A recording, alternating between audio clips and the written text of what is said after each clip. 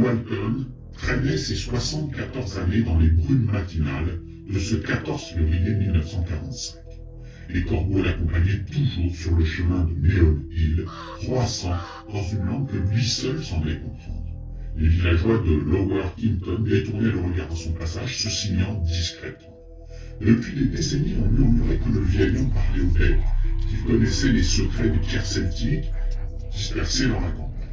Ses yeux pâles scrutaient l'horizon avec une intensité dérangeante, comme s'il lisait des signes invisibles aux autres mortels.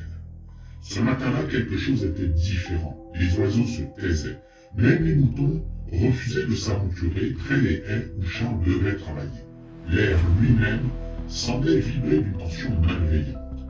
Quand l'obscurité tomba, on le retrouva crucifié contre la terre noire. Sa propre fourche l'empalait au sol, sa serpe lui avait tranché la gorge. Sur sa poitrine livide, quelqu'un avait gravé une croix profonde, encore sanguinolente. Ses doigts noueux serraient encore des brins d'herbe arrachés dans son aiguille. L'inspecteur Fabien de Scotland Yard découvrit rapidement l'omerta du village. Personne ne parlait. Les regards fuyaient, comme si tous partageaient une culpabilité ancestrale, un secret transmis de génération en génération. C'était un sorcier, chuchotaient les femmes dans l'ombre de leur cuisine. Son sang devait nourrir la terre. Les hommes hochaient la tête en silence, leurs mains encore tremblantes de ce qu'ils avaient fait.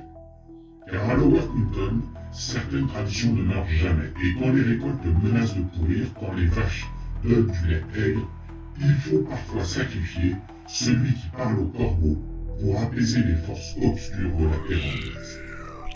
Charles Walton fut le dernier sorcier à mourir en Angleterre, mais son sang imprègne encore Meon Hill, et les corbeaux n'ont jamais cessé de croasser son nom dans les brumes matinales.